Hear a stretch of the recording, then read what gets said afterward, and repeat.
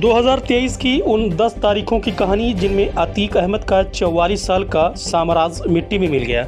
नमस्कार, मैं हूं अहमद पठान। आप देख रहे हैं श्रावस्ती एक्सप्रेस। माफिया अतीक अहमद और उसके भाई अशरफ की शनिवार को रात के पुलिस के घेरे में गोलियों से भूनकर हत्या कर दी गई। वारदात को 3 युवकों ने अंजाम दिया जो पत्रकार बनकर पुलिस के काफिले के नज़दीक पहुंचे और ताबड़तोड़ फायरिंग कर दी।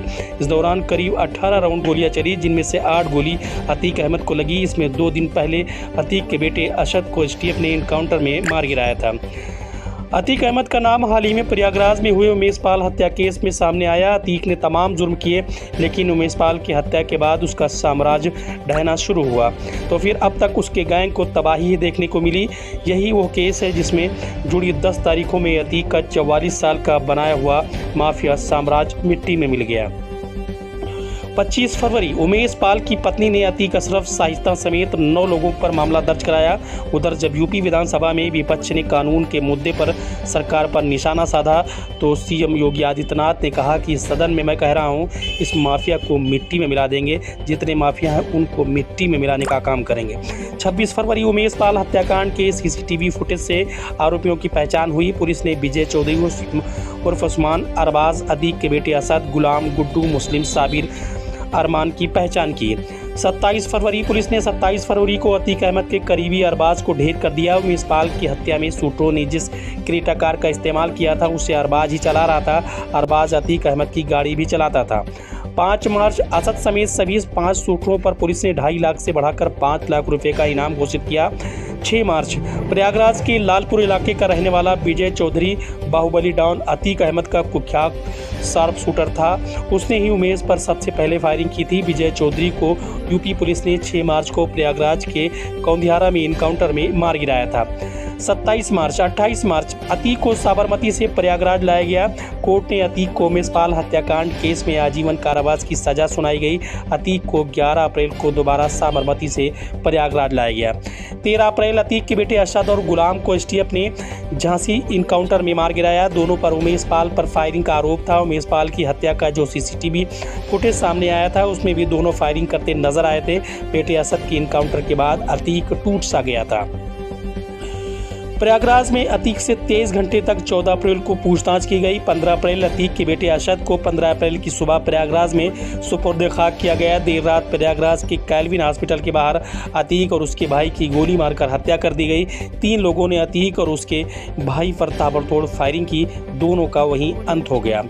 एक समय था जब पूरे पूर्वांचल में अतीक के नाम का डंका बजता था, लेकिन उमेश पाल हत्याकांड में पुलिस की ताबड़तोड़ कार्रवाई के बाद उसकी आंखों में खौफ और जुमा पर दहशत दिखाई देने लगी थी। अतीक ने जेल से निकलते ही कहा था कि कोर्ट के कंधे पर रखकर उसे मरवाना चाहते हैं।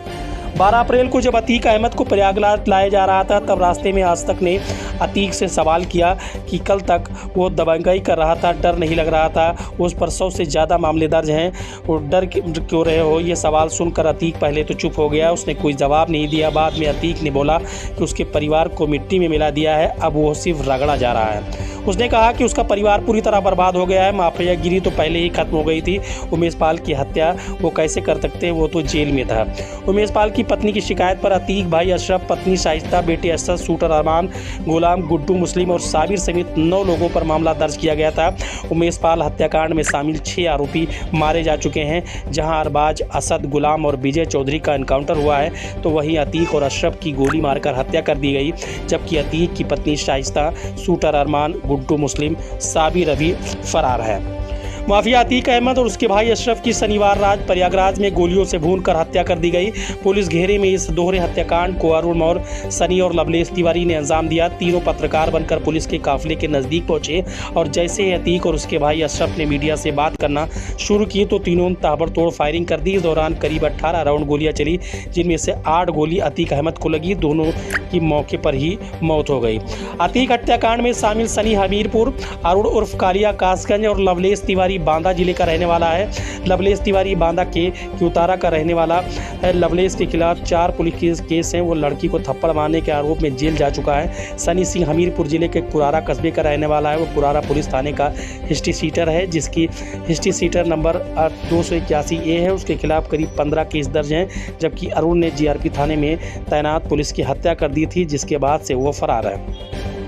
एफआईआर के मुताबिक शूटरों ने पूछताछ में बताया कि वे अपराध की दुनिया में बड़ा नाम बनाना चाहते थे, इसलिए उन्होंने अतीक अहमद और उसके भाई की हत्या कर दी।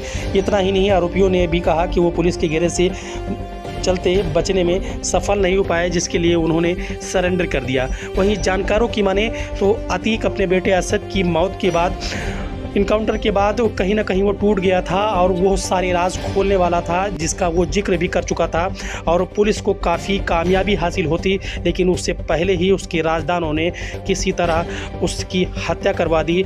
अब पुलिस और एसटीएफ के सामने चुनौती है कि उन राजदानों का नाम सामने आए। और फिर एक बात और सामने आई है कि अतीक और अशरफ की हत्या से पहले अशरफ ने कहा था यदि उसकी हत्या हो गई तो एक बंद लिफाफा सीएम के पास पहुंचेगा, जिसमें तमाम नाम के खुलासे हो सकते हैं।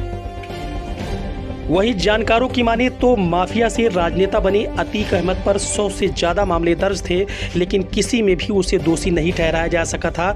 मामले चल रहे थे और वो जेल में बंद था, लेकिन उमेश पाल की हत्याकांड से जैसे मानो उसके साम्राज्य में भूचाल ला दिया हो। और फिर उसी उमेश पाल की हत्याकांड के बाद से ही उसकी उल्टी गिनती शुरू हो गई। सबसे पहले उसके शूटर ढेर हुए, उसके बाद उसके बेटे असद का भी इनकाउंटर किया गया और उसके बाद अतीक का भी नंबर आया। इस तरीके से उसका 44 साल का साम्राज्य पूरी तरीके से जमींदोज हो गया। कल भी जो है यहाँ पर अतीक अहमद और अशरफ जो है मेडिकल के लिए देखिए।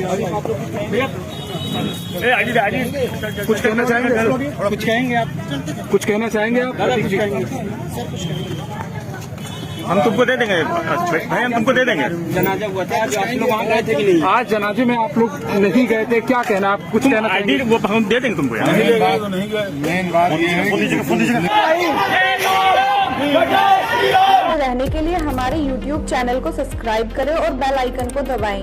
और आप ये वीडियो अगर Facebook पर देख रहे हैं तो लाइक जरूर करें और ज्यादा से ज्यादा शेयर करें।